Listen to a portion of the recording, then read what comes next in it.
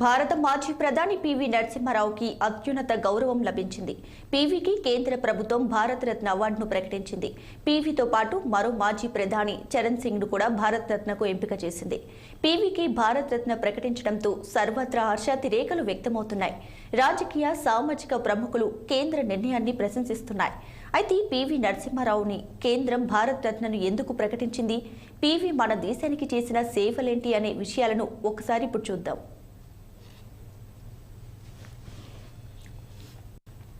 పాములపర్తి వెంకట నరసింహారావు ఒక న్యాయవాది. భారతదేశానికి 9వ ప్రధానమంత్రిగా 1991 నుంచి 1996 దాకా పనిచేశాడు. ఈయన భవిష్యవేత్త, రచయిత కూడా. 1957లో శాసనసభ్యుడిగా రాజకీయ జీవితం ఆరంభించిన పివి రాష్ట్ర మంత్రిగా, ముఖ్యమంత్రిగానే కాకుండా కేంద్ర రాజకీయాలలో కూడా ప్రవేశించి ప్రధానమంత్రి పదవిని చేపట్టాడు. అయితే దక్షిణ భారతం నుంచి ప్రధానమంత్రి పదవిని అలంకరించిన ఒకే ఒక తెలుగువాడు.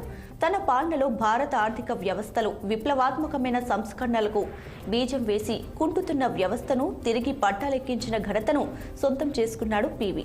అదే సమయంలో దేశ భద్రతకు సంబంధించిన బాబ్రీ మసీద్ కూల్చివేత లాంటి కొన్ని సంఘటనలకు కూడా ఆయన సాక్షిగా ఉన్నాడు. కాంగ్రెస్ నేతృత్వంలో తగిన సంఖ్యాబలం లేని మైనారిటీ ప్రభుత్వాన్ని పూర్తికాలం పాటు నడిపించడం పివి రాజనీతికి ఒక ప్రత్యక్ష నిదర్శనం.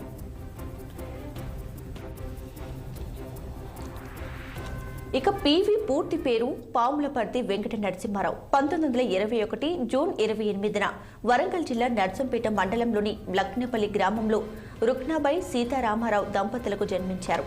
అక్కడ ప్రాథమిక విద్యను మొదలుపెట్టిన పివిని పూర్వపు కరీంనగర్ జిల్లా భీమదేవరపల్లి మండలం వంగర గ్రామానికి చెందిన పాములపర్తి రంగారావు రుక్మిణిలో దత్తత తీసుకున్నారు. అప్పటి నుండి నరసింహారావు ఇంటి పేరు పాములపర్తిగా మారింది. పివి నరసింహారావు సత్యమ్మరావుని వివాహం చేసుకున్నారు. సత్యమ్మ 1970 జూలై 1న మరణించింది. వీరికి 3 కుమారులు, 5 కుమార్తెలు ఉన్నారు. పెద్ద కుమారుడు రంగారావు, రెండో కుమారుడు రాజేశ్వరరావులు ఇద్దరు రాజకీయాల్లో చక్రం తిప్పినవారే. అయితే పివికి చిన్నతనం నుండే ప్రజా సమస్యలపై పోరాటం చేయడం ఇష్టం. ఈ క్రమంలోనే 1938లో హైదరాబాద్ రాష్ట్ర కాంగ్రెస్ పార్టీలో చేరి నిజాం ప్రభుత్వ నిషేధాన్ని ధిక్కరిస్తూ వందే మాత్రం గేయాన్ని పాడాడు. దీంతో తాను చదువుకుంటున్న ఉస్మానియా విశ్వవిద్యాలయం నుండి బహిష్కరణకు గురయ్యాడు. దాంతో ఓ మిత్రుడి సాయంతో నాగ్పూర్ విశ్వవిద్యాలయంలో చేరి 1940 నుండి 1944 వరకు ఎల్ఎల్బి చదివాడు. ఆ తర్వాత స్వామి రామానంద తీర్థ, బూర్గుల రామకృష్ణారావు అనుమయంగా స్వాతంత్ర ఉద్యమంలోనూ హైదరాబాద్ విముక్తి పోరాటంలోనూ పాల్గొన్నాడు.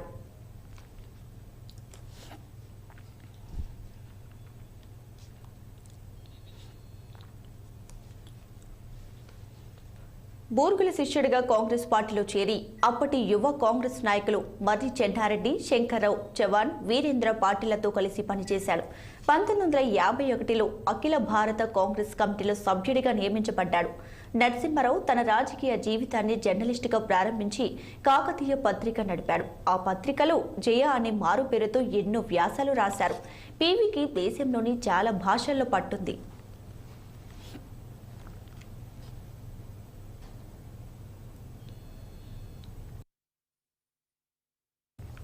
ఇక 1957లో మంత్రి నియోజకవర్గం నుండి శాసనసభకు ఎన్నికవడం ద్వారా పివి ఏపీ రాష్ట్ర స్థాయి పదవి రాజకీయాల్లోకి అడుగుపెట్టాడు. ఇదే నియోజకవర్గం నుండి వరుసగా 4 సార్లు శాసనసభ్యునిగా ఎన్నికయ్యాడు. 1962లో మొదటిసారి మంత్రి అయ్యాడు. ఇక 1962 నుండి 1964 వరకు న్యాయ సమాచార శాఖ మంత్రిగాను, 1964 నుండి 67 వరకు న్యాయ దేవాదాయ శాఖ మంత్రిగా, అలాగే 1967లో వైద్య ఆరోగ్య శాఖ మంత్రిగా, ఇక 1968 నుంచి 71 కాలంలో న్యాయ సమాచార శాఖ మంత్రిగా పనిచేశారు. కుల ప్రాబల్యం, పార్టీ అంతర్గత వర్గాల ప్రాబల్యం అధికంగా ఉండే ఏపీ రాజకీయాల్లో పివిది ఒక ప్రత్యేక స్థానం. హంగు ఆర్భాటాలు లేకుండా ఒదిగి ఉండే లక్షణం ఆయనది.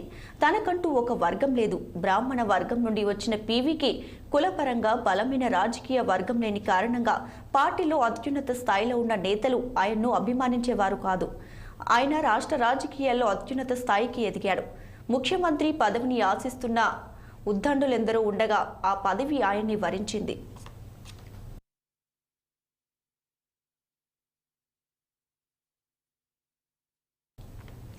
1969లో ఉప్పెనల ఎగిసిన ప్రత్యేక తెలంగాణ ఉద్యమం పీవీని ముఖ్యమంత్రి కుర్చీలో కూర్చోబెట్టింది.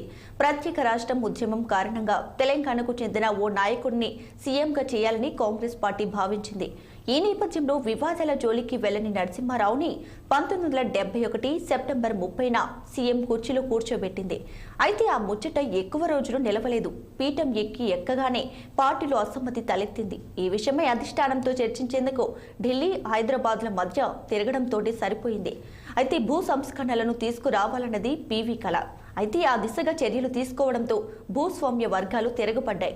దీంతో ఆయనకు పార్టీ నేతల నుండి ఒత్తిడి వచ్చింది. అప్పట్లో పట్టణ భూగరిష్ట పరిమితి చట్టాన్ని తెచ్చింది కూడా పీవీనే. 1972లో శాసనసభ ఎన్నికల్లో పీవీ చరిత్ర సృష్టించారు. 70% సీట్లను వెనుకబడిన వర్గాలకు కేటాయించారు. దీంతో పార్టీలోని ఉన్నత వర్గాల నేతలు పీవీపై పార్టీ అధిష్టానానికి ఫిర్యాదులు చేసేవారు. వాటిని సమాధానం చెప్పేందుకు పీవీ పక్కుతూ ఢిల్లీ వెళ్లేవారు. ఆ సమయంలోనే ముల్కీ నిబంధనలపై సుప్రీంకోర్టు ఇచ్చినటువంటి తీర్పుతో ఆందోళన చెందిన కోస్తా, రాయలసీమ నాయకులు ప్రత్యేక ఆంధ్ర రాష్ట్రం కోరుతూ జై ఆంధ్ర ఉద్యమం చేపట్టారు.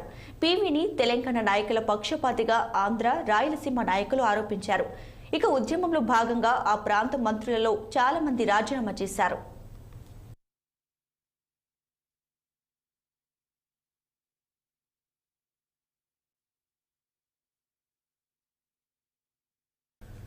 ఇక రాజీనామా చేసిన మంత్రుల స్థానంలో 1973 జనవరి 8న కొత్త మంత్రులను తీసుకుని పీవీ మంత్రివర్గ పునర్వ్యవస్థీకరణ చేశారు.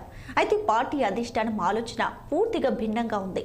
మంత్రివర్గ పునర్వ్యవస్థీకరణ జరిగిన మరునాడే కేంద్రం రాష్ట్ర ప్రభుత్వాన్ని రద్దు చేసి శాసనసభను సుప్త చేతనవాస్తలో ఉంచి రాష్ట్రపతి పాలనను విధించింది.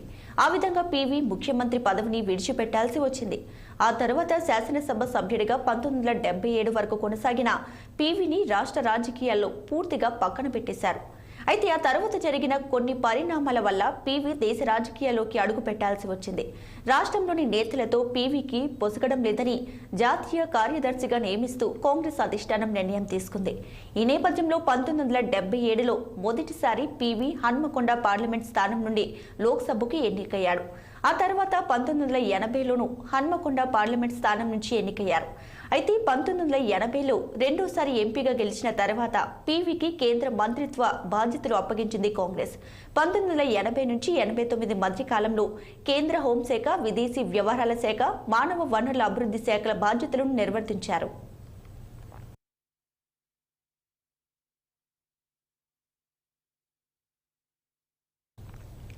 అయితే 1983 అలీన దేశాల శిఖరాగ్ర సమావేశంలో స్పానిష్లో మాట్లాడిన పీవీ మాటలు హైలైట్గా నిలిచాయి.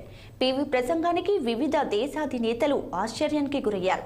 అప్పటి క్యూబా అధ్యక్షుడు ఫిడెల్ క్యాస్ట్రో సైతం పీవీ మాటలకు ఫిదా అయ్యారు. పీవీకి ప్రధానమంత్రి పదవి అనుకోకుండా వచ్చింది. 1991 సార్వత్రిక ఎన్నికలలో పోటీ చేయకుండా దాదాపుగా రాజకీయ సన్యాసం తీసుకున్నాడు పీవీ. అయితే ఆ సమయంలో రాజీవ్ గాంధీ హత్య కారణంగా కాంగ్రెస్ పార్టీకి నాయకుడు లేకుండా పోయాడు. ఆ సమయంలో తనకంటూ ప్రత్యేక గ్రూపు లేని పీవీ అందరికీ ఆమోదయోగ్యుడిగా కనపడ్డారు. వనప్రస్థానం నుండి తిరిగి వచ్చి ప్రధానమంత్రిగా బాధ్యతలు స్వీకరించాడు. ఏపీలోని నంద్యాల లోక్సభ నియోజకవర్గం నుండి గంగుల ప్రతాప్ రెడ్డిచే రాజీనామా చేయించి అక్కడి ఉప ఎన్నికల్లో గెలిచి పీవీ లోక్సభలో అడుగుపెట్టాడు. సాటి తెలుగువాడు ప్రధాని అవుతున్నాడని నంద్యాల పార్లమెంట్ సీటుకు జరిగిన ఉప ఎన్నికలలో ఎన్టీఆర్ టీడీపీ నుండి అభ్యర్థిని బరిలోకి దించలేదు. అయితే ప్రభుత్వానికి, కాంగ్రెస్ పార్టీకి అది చాలా క్లిష్ట సమయం. ప్రభుత్వానికి సంపూర్ణ మెజారిటీ లేని పరిస్థితి. సహజ సిద్ధంగా ఉన్న తెలివితేటలు, కేంద్రంలో వివిధ మంత్రిత్వ శాఖల్లో అతనికి ఉన్న అపార అనుభవం అతనుకు ఈ క్లిష్ట సమయంలో తోడ్పడ్డాయి.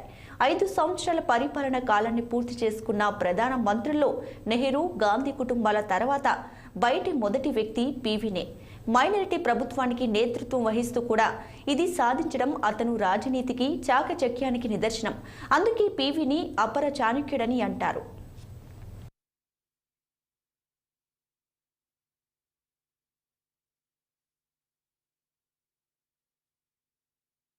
పివి ప్రధానమంత్రిగా ఉన్న కాలంలో భారత రాజకీయం, ఆర్థిక, సామాజిక వ్యవస్థలలో ఎన్నో గొప్ప మలుపులు, పరిణామాలు చోటు చేసుకున్నాయి. ఎన్నో అవినీతి ఆరోపణలు ప్రభుత్వాన్ని, పివిని చుట్టుముట్టాయి. దివాలా తీసే స్థాయికి చేరుకున్న ఆర్థిక వ్యవస్థకు పునర్జీవం కల్పించేందుకు సంస్కరణలకు బీజం వేశాడు పివి. తన ఆర్థిక మంత్రి మన్మోహన్ సింగ్ కు స్వేచ్ఛనిచ్చి ఆర్థిక సంస్కరణలకు ఊతమిచ్చాడు. ఆ సంస్కరణల పర్యవసనమే ఆ తరువాతి కాలంలో భారత ఆర్థిక వ్యవస్థ సాధించిన అద్భుతమైన అభివృద్ధి. అందుకే పివిని ఆర్థిక సంస్కరణల పితామహుడిగా పేర్కొంటారు. అంతేకాదు, పంజాబ్ తీవ్రవాదాన్ని విజయవంతంగా అణిచివేసిన ఘనత పివి ప్రభుత్వానిదే. మరోవైపు కాశ్మీర్ తీవ్రవాదులు ప్రముఖులను ఎత్తుకుపోయినప్పుడు వారి డిమాండ్లకు లొంగిపోకుండా వారిని విడిపించేలా చేశారు నరసింహారావు. ఇజ్రాయెల్లో దౌత్య సంబంధాలు, తీవ్రవాదానికి పాకిస్తాన్ ఇస్తున్న ప్రోత్సాహాన్ని బయటపెట్టి ప్రపంచ దేశాల్లో చర్చకు పెట్టడం, ఆగ్నేయ ఆసియా దేశాలతో పాటు చైనా, ఇరాన్లతో సంబంధాలు పెంచుకోవడం వంటివి విదేశీ సంబంధాల్లో పివి తన మార్క్ను చూపించారు. 1998లో వాజ్పేయి ప్రభుత్వం జరిపిన పోఖ్రాన్ అణు పరీక్షల కార్యక్రమాన్ని మొదలుపెట్టింది పివి ప్రభుత్వమే. పివి హయాంలోనే పరీక్షకు ఉపయోగించిన బాంబు తయారైంది. ఈ విషయాన్ని స్వయంగా వాజ్పేయి ప్రకటించాడు. అయితే పివి విజయాలతో పాటు కొన్ని అపవాదులను మూటగట్టుకున్నారు. కానీ అవి న్యాయస్థానంలో వీగిపోయాయి.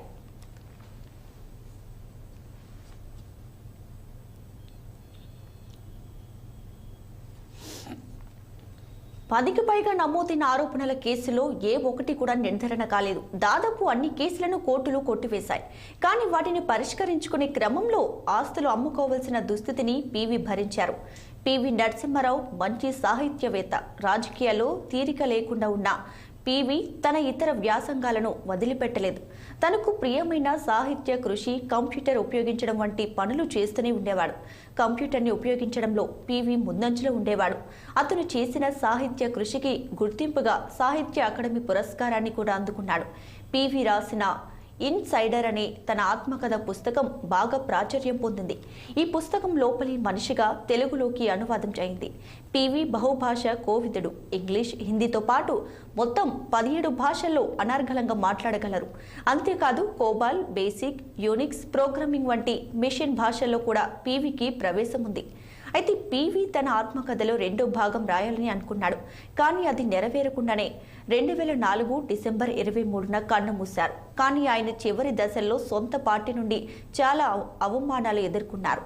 పివి నరసింహారావు మరణించిన తర్వాత అతని కుటుంబం అంత్యక్రియలు న్యూఢిల్లీలోని ప్రభుత్వ లాంఛనాలతో జరగాలని కోరుకుంది.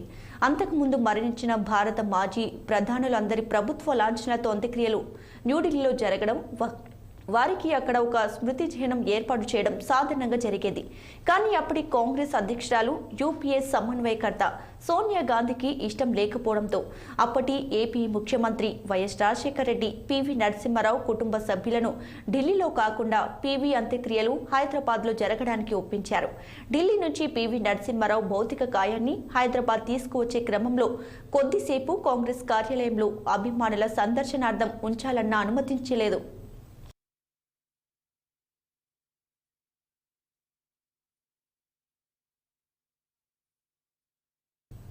ఇక హుస్సేన్ సాగర్ తీరంలో అతని అంత్యక్రియలు ప్రభుత్వ లాంఛనాలతో చేశారు. అయితే కాంగ్రెస్ పార్టీ పివి పట్ల అనుసరించిన విధానాన్ని ప్రజలు నేటికి తప్పుపడుతున్నారు. పాతాళానికి పడిపోయిన కాంగ్రెస్ ను, దేశ ఆర్థిక వ్యవస్థను గాడిలో పెట్టిన పివికి ఆ పార్టీ నేతలు సరైన గౌరవం ఇవ్వలేదని విమర్శలు వస్తున్నాయి. ఈ నేపథ్యంలో కేంద్ర ప్రభుత్వం పివికి భారత్ రత్న ప్రకటించడం దేశవ్యాప్తంగా సంచలనం అవుతుంది. పివితో పాటు మాజీ ప్రధాని చరణ్ సింగ్ కూడా భారత్ రత్న ప్రకటించింది. అయితే పివికి భారత్ రత్న ఇవ్వడం అనేది కాంగ్రెస్ పార్టీకి మింగుడు పడడం లేదు. ఎందుకంటే 2004 నుంచి 2014 వరకు దేశంలో కాంగ్రెస్ పార్టీని అధికారంలో ఉంది. ఆ సమయంలో పివికి భారత్ రత్న ఇవ్వలేదు. అంతేకాదు, ఆయన ఏ విధమైన గుర్తింపుని ఇవ్వలేదని విమర్శలు ఉన్నాయి. ఈ నేపథ్యంలో బీజేపీ ప్రభుత్వం పివికి భారత్ రత్న ఇవ్వడం చర్చనీయాంశమవుతుంది. రాజకీయ ఎత్తుగడలో భాగంగానే పివికి భారత్ రత్న ప్రకటించారని ఓ వర్గం భావిస్తున్నా 20 ఏళ్లకు సరైన వ్యక్తికి దేశ అత్యున్నత పురస్కారం ప్రకటించారని మెజారిటీ ప్రజలు ప్రశంసిస్తున్నారు. పివి తెలుగు జాతి టీవీ. పివి దక్షిణాది నుండి దేశ ప్రధానిగా ఎంపికైన మొట్టమొదటి తెలుగువాడు కావడం మనందరికీ విశేషం.